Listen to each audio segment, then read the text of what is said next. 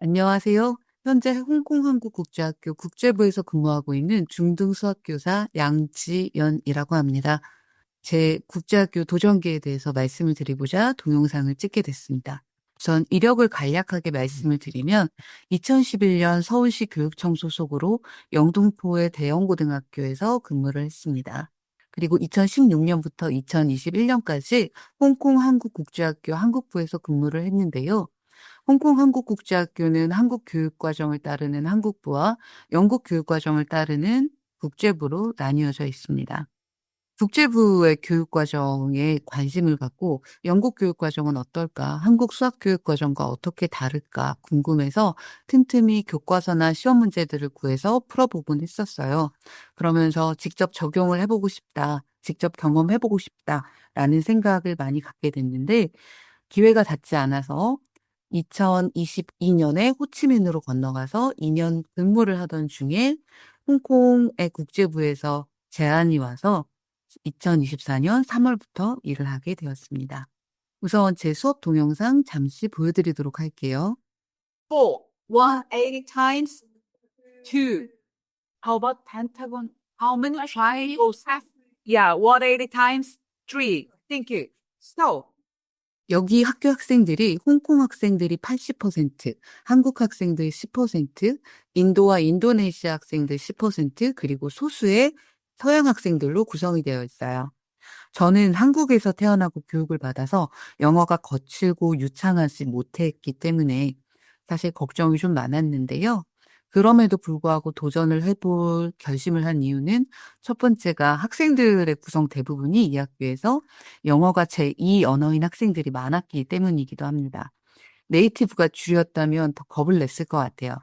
근데 학생들도 저도 넌 네이티브라는 점, 그리고 제 과목이 수학이기 때문에 수학의 언어가 따로 존재한다는 점, 그리고 AI의 상용화로 인해서 영어로 글을 쓸 때 수정이나 등등을 기술의 도움을 받을 수 있다는 점, 이게 제게 도전할 용기를 줬습니다. 새학년의 시작이 보통 8월 중순인데 저는 한국 교육과정상 텀2인 3월부터 합류를 하게 됐어요.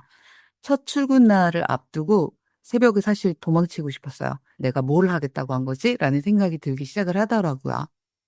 처음 학생들 가르치기 시작했을 때 학생들은 갑작스럽게 선생님이 바뀐 상황에 대해서 좀 당황하면서 적응하기 힘들어했고, 저는 1대1로 대화를 하는 게 아니라 여러 명 학생들을 상대로 영어로 수업을 하는 게 제가 상상했던 것보다 더 어렵다는 걸 깨달았어요.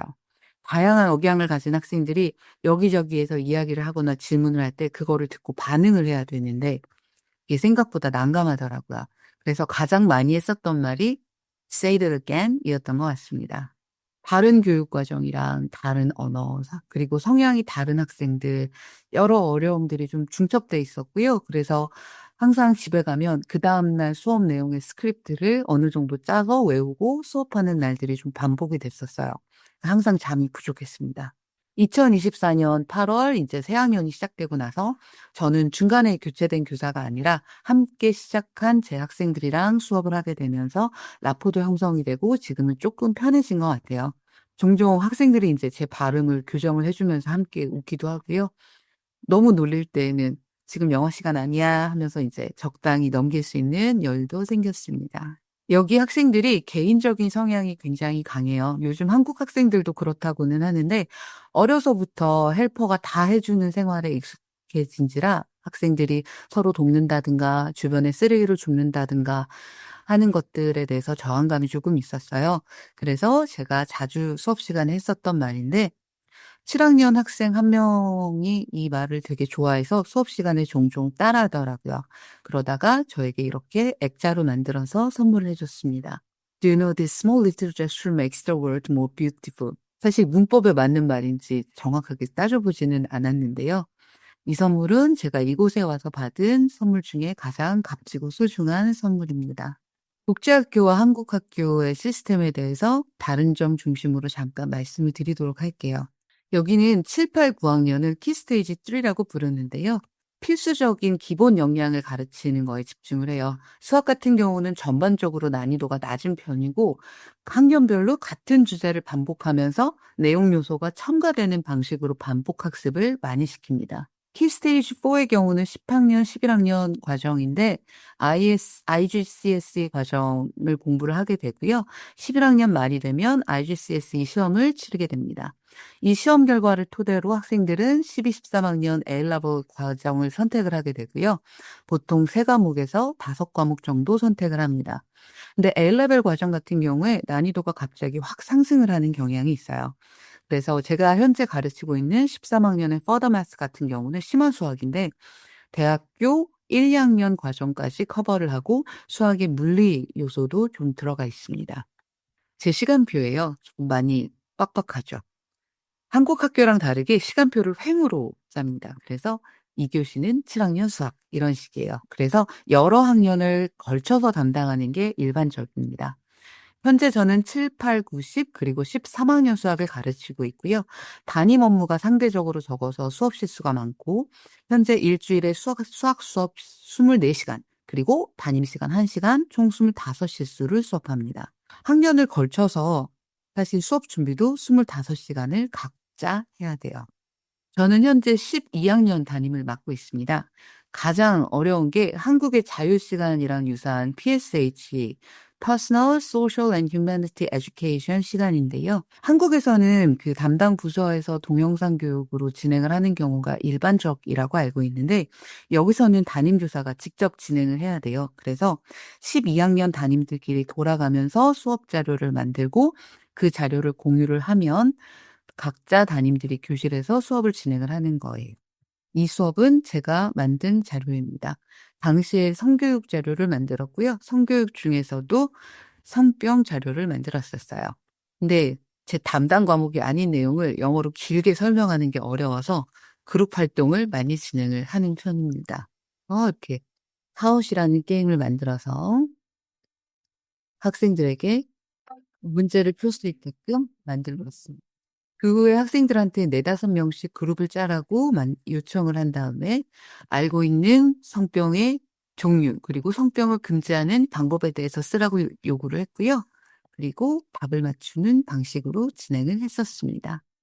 담임의 업무가 상대적으로 적은 이유는 학생들의 개인 상담이나 어려움이랑 관련된 상담은 주로 상담팀에서 진행을 하고요. 대학 진학이랑 관련된 상담은 진학 담당팀에서 진행을 하게 됩니다. 생활 지도도 한국처럼 교내 봉사, 사회 봉사가 따로 있는 게 아니지만 프로토콜은 비교적 정확하게 명시가 돼 있어요. 그래서 예를 들어서 학생이 수업 시간에 3번은 늦었다. 그 경우에는 디텐션을 주게 되는데 디텐션을 받은 학생은 1시간 정도 수업 끝나고 남아서 학교 규칙을 쓴다든가 하는 방식으로 벌을 받게 됩니다. 그럼에도 불구하고 이제 행동이 반복되는 경우에는 학부모님을 소환해서 교감 그리고 Head of Year, Head of Key Stage 교사들이 동석해서 함께 상담을 하고 심한 경우 퇴학을 당하기도 합니다.